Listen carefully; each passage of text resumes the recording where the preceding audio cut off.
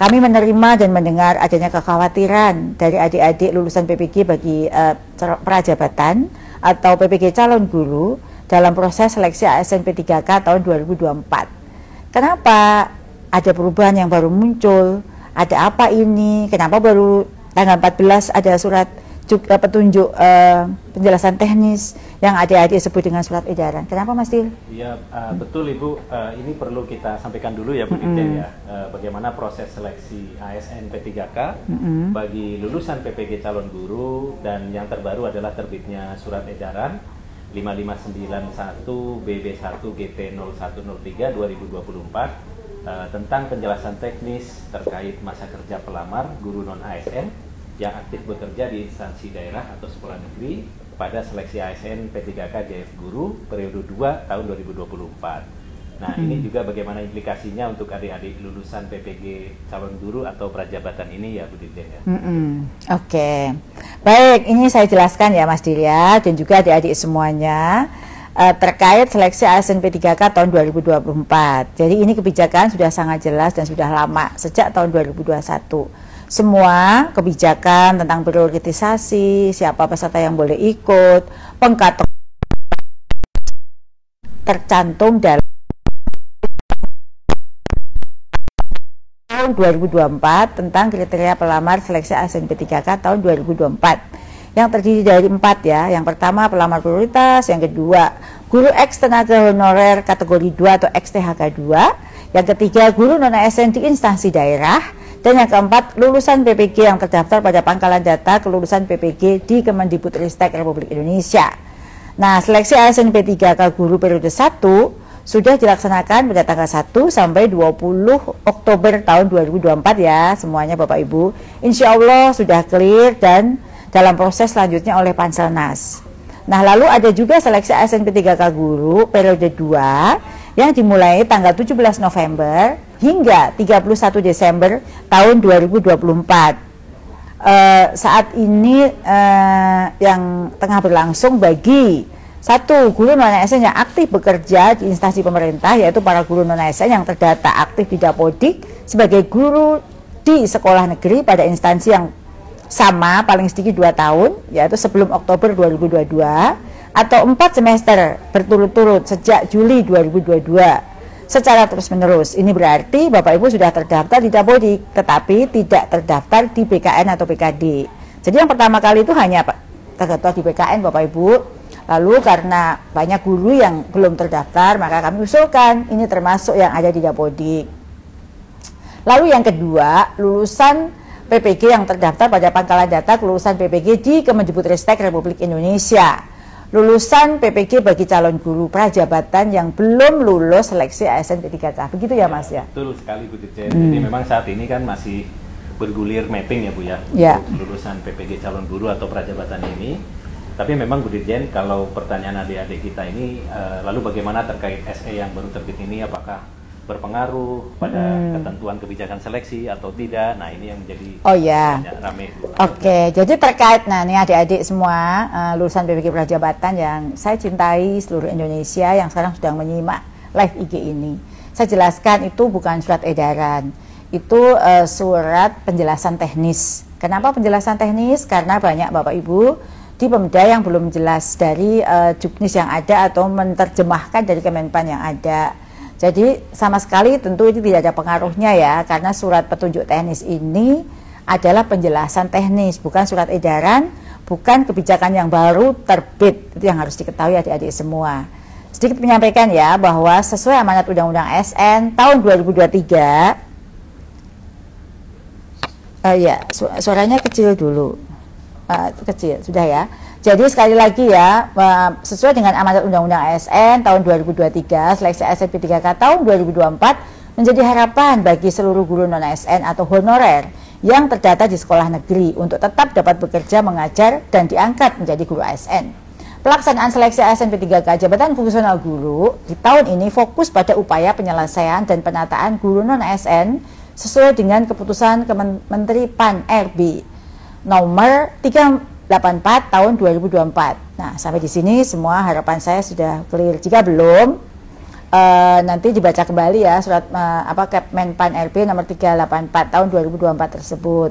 Lalu terkait dengan penjelasan teknis terkait masa kerja pelamar guru non-ASN yang aktif bekerja di instansi daerah atau di sekolah negeri pada seleksi ASN P3K JF guru periode 2 tahun 2024 ya, bertujuan untuk memberikan penjelasan terkait secara teknis ya, terkait kendala bagi guru non-ASN di sekolah negeri dengan masa kerja yang telah memenuhi 2 tahun namun tidak dapat mendaftar karena ada kesalahan saat melakukan penginputan di Dapodik. Jadi bukan mengklaim baru. Jadi di Dapodik itu mereka di database kami sudah ketahuan karena kan mereka itu mendapatkan ada di dalam data jumlah guru kita. Namun mereka menemukan kendala gitu ya. Laporan sudah banyak sekali yang masuk. Kenapa udah 5 tahun, udah 6 tahun, udah sekian tahun tapi tidak bisa karena masalah ada kendala. Ada Bapak Ibu yang mungkin baru menyelesaikan S1 dan atau yang sempat dimutasi di sekolah induk. Di sekolah yang baru, nah itu mereka masih dianggap 1 tahun karena baru dimutasi setahun. Tapi sebenarnya dia di sekolah asal sudah 3 tahun dan kita ada datanya guru tersebut sudah 3 tahun dan dimutasi setahun.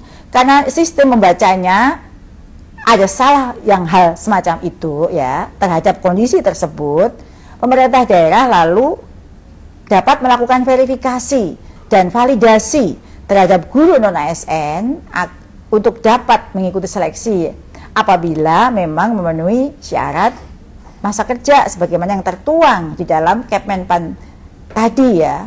Nah, terkait dengan kebenaran data menjadi tanggung jawab penuh pemerintah daerah dengan dinyatakan menggunakan surat pernyataan tanggung jawab mutlak yang menjadi dasar validasi masa kerja guru non-ASN seleksi guru ASN P3K tahun 2024 harus ditandatangani dan dicap oleh kepala daerah atau sekda. Kewenangan terkait dengan pengajuan dan penetapan formasi berada pada pemerintah daerah, adik-adik semua dan Bapak Ibu guru yang saya cintai. Pemerintah daerah juga berwenang menetapkan jumlah formasi. Seperti saat ini misalnya, pada awal kami menghitung jumlah formasi 419.000, tapi karena pertimbangan tertentu, pemerintah daerah hanya di sana, karena itu dilindungi oleh Undang-Undang Otonomi Daerah. Nah, terkait dengan, meskipun disampaikan kewenangan mutlak ada di pemerintah daerah, Kemendikbudrismen punya data riwayat guru tersebut. Jadi misalnya kalau adik-adik khawatir orang yang semula tidak pernah ada tiba-tiba dimasukkan untuk dianggap 2 tahun, itu juga tidak akan terjadi karena kita juga punya riwayat.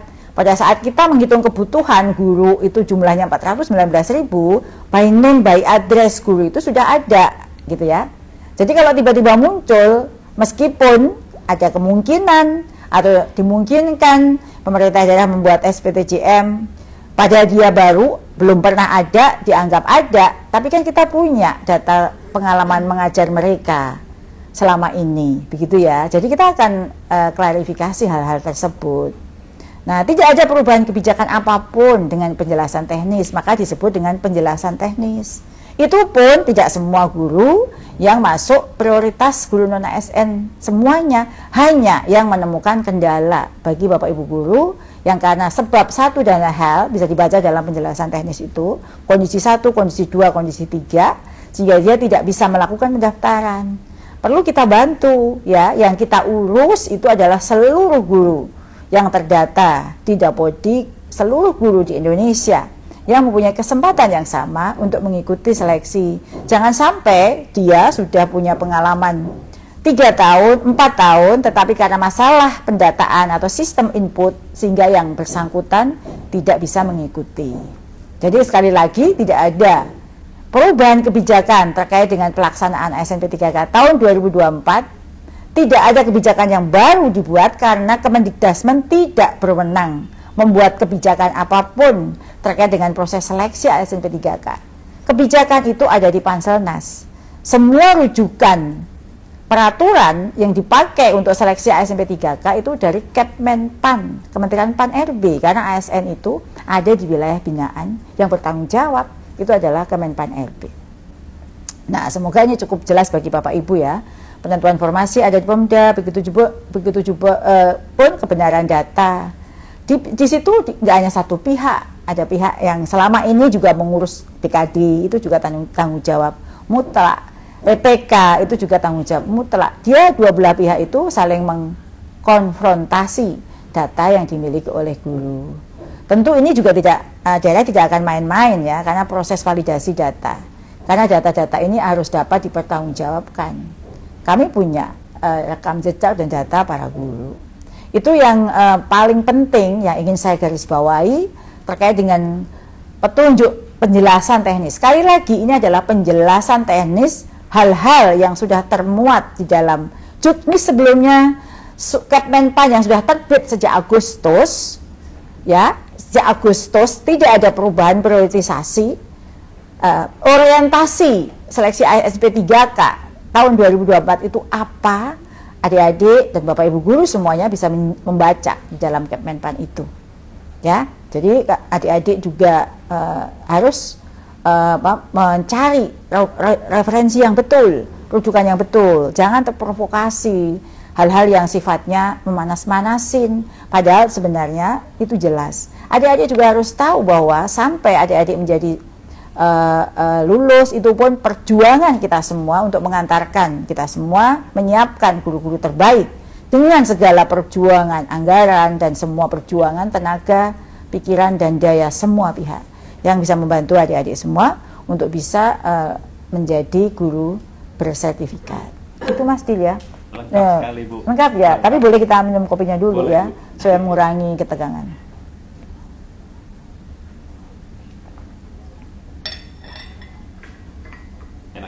Iya, baik. Ya, kita sudah menjelaskan. Nanti adik-adik kalau ada yang terlewat ya, atau Bapak Ibu bisa memutar kembali ya. Setelah ini nanti kan kita akan muat kembali video live IG ini di postingan saya. Bisa diputar kembali apa itu surat edaran, mengapa ada surat edaran. Jadi nanti apa itu penjelasan teknis dan lain sebagainya supaya adik-adik bisa mendapatkan gambaran yang komprehensif. Gunakan kepala dingin ya untuk membaca semua informasi. Semua adalah calon guru dan guru, produk dari Kemendikbudristek yang semuanya penting bagi kita.